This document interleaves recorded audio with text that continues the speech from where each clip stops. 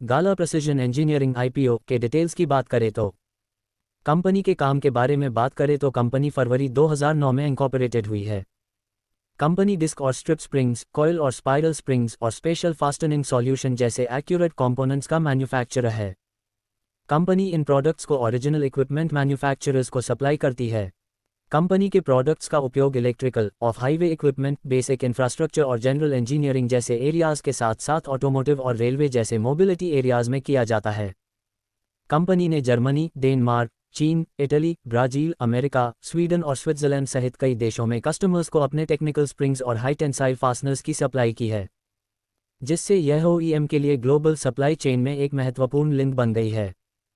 Company का business mainly 2 divisions में divided है। इनमें पहला है springs technology division, wedge lock washer और सीएसएस सहित डीएसएस का मैन्युफैक्चरिंग करता है, और दूसरा है एसएफएस, एंकर बोल्ट, स्टड और नट का प्रोडक्शन करता है।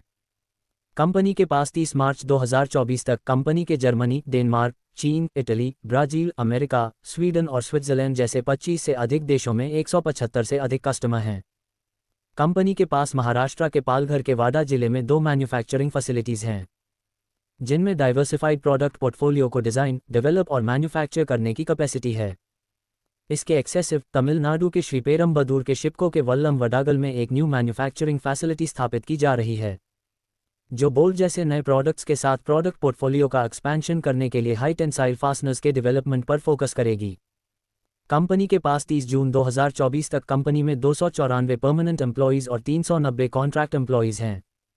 परमानेंट वर्कफोर्स में 182 मैन्युफैक्चरिंग स्टाफ, स्टोर और लॉजिस्टिक्स के लिए 19 एम्प्लॉय, गुणवत्ता आश्वासन के लिए 19 एम्प्लॉय, टूल रूम डेवलपमेंट और मेंटेनेंस के लिए 14 एम्प्लॉय और ह्यूमन रिसोर्सेज और एडमिनिस्ट्रेशन के लिए 22 एम्प्लॉय शामिल हैं।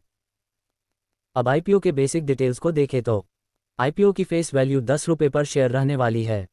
प्राइस बैंड 503 रुपये से 529 रुपये पर शेयर रहने वाला है।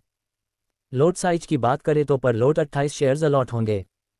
आईपीओ का टोटल इशू साइज 167 रुपये 93 करोड़ का रहने वाला है, जिसमें 31,74,416 शेयर्स रहेंगे, और फ्रेश इशू साइज 135 रुपये 34 करोड़ का रहने वाला है, जिसमें 25,58,416 शेयर्स रहेंगे, और ऑफर फॉर सेल का साइज 32 रुपये 59 करोड़ का रहने वाला है, जिसमें 6,16,000 शेयर्स रहेंगे जो 10 रुपये पर शेयर्स मिलेंगे। आईपीओ का issue type book built issue IPO है। आईपीओ का लिस्टिंग बीएससी और एनएससी दोनों एक्सचेंज पर लिस्टिंग होगा। अब आईपीओ के टाइमलाइन पीरियड डिटेल्स की बात करें तो आईपीओ की ओपनिंग सितंबर 2, 2024 को होगा, और क्लोजिंग सितंबर 4 को होगा, और अलॉटमेंट सितंबर 5 को होगा, और स्टॉक एक्सचेंज पर सितंबर 9, 2024 को लिस्ट हो जाएगा। अब आईपीओ के रिजर्वेशन डिटेल्स की बात करें तो क्यूआईबी कैटेगरी में 50% शेयर्स ऑफर किए जाएंगे, और रिटेल कैटेगरी में 35.3% शेयर्स ऑफर किए जाएंगे, और एनआईआई यानी कि एचएनआई कैटेगरी में 15% शेयर्स ऑफर किए जाएंगे।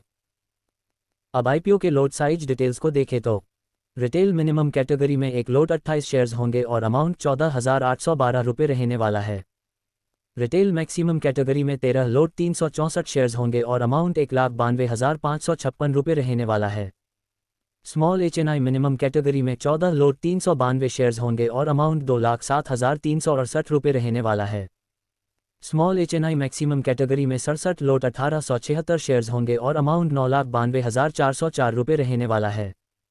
बिग एचएनआई मिनिमम कैटेगरी में 68 लोट 1,905 शेयर्स होंगे और अमाउंट 10,07,216 रुपये रहने वाला है। अब आईपीओ के प्रोमोटर होल्डिंग की बात करें तो कंपनी के प्रोमोटर किरीट विशंजी गाला और स्मिथ किरीट गाला भी कंपनी के प्रोमोटर है। आईपीओ का शेयर होल्डिंग प्री इश्यू 74.56% है। अब कंपनी के फाइनेंशियल डिटेल्स की बात करें तो कंपनी ने 2024 और 2023 के फाइनेंशियल ईयर के बीच में, जो कि है 31 मार्च 2024 और 31 मार्च 2023 के फाइनेंशियल मंथ के बीच में, रेवेन्यू 22% बढ़ा है और प्रॉफिट आफ्टर टैक्स के बाद -8% की गिरावट देखी जा रही है। कंपनी का अभी तक का टोटल उधार 55.3 करोड़ का हो चुका है। कंपनी का अभी तक का मार्केट कैपिटलाइजेशन 670 करोड़ रुपए का हो चुका है। अब कर लेते हैं आईपीओ के ऑब्जेक्ट पर्सपेक्टिव की बात। तो पहला है हाई टेंसाइल फास्टनर्स और हेक्स बोल्ट के मैन्युफैक्चरिंग के लिए वल्लम वडगल एसआईपीसीओटी श्रीपेरम्बदूर तमिलनाडु में एक नई फैसिलिटी इंस्टॉल करने के लिए।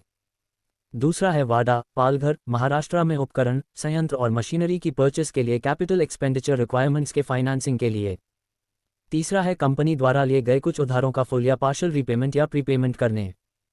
चौथा है जनरल कॉर्पोरेट पर्पसेस के लिए। अब जानते हैं आईपीओ के फाइनेंशियल डिटेल्स के आधार पर हमें आईपीओ में अप्लाई करना चाहिए या नहीं। एसेट्स, इनकम और नेटवर्थ में लगातार ग्रोथ हो रही है, जो कि कंपनी के पॉजिटिव डेवलपमेंट्स का रिफ्लेक्ट्स है, और प्रॉफिट आफ्टर टैक्स में हल्की गिरावट है। लेकिन कंपनी की लेंडिंग स्टेबल है, जिससे कंपनी की फाइनेंशियल स्टेबिलिटी दिखाई देती है। कंपनी की फाइनेंशियल पोजीशन में ग्रोथ है, लेकिन प्रॉफिट में मामूली गिरावट चिंताजनक हो सकती है। अगर आप स्टेबिलिटी और लॉन्ग टर्म ग्रोथ को प्रायोरिटी देते हैं तो अप्लाई कर सकते हैं, पर हमें सिर्फ कंपनी की फाइनेंशियल डिटेल्स को देख के ही अप्लाई नहीं करना चाहिए, जीएमपी भी देखनी चाहिए। तो फिलहाल आईपीओ की जीएमपी 0 दिखाई पड़ रही है। अगर आईपीओ की जीएमपी लिस्टिंग प्राइस अगर 60 से 70% दिखाई पड़ रहा है तो आप आईपीओ में अप्लाई कर सकते हैं। तो ये थी दोस्तों आईपीओ की फुल डिटेल्स और रिव्यू। अगर आपको वीडियो अच्छी लगी हो तो लाइक कीजिए, और ऐसे ही मार्केट से रिलेटेड हर नए स्टॉक और आईपीओ की न्यूज़ के रिव्यू के बारे में अपडेटेड रहने के लिए अभी सब्सक्राइब करें।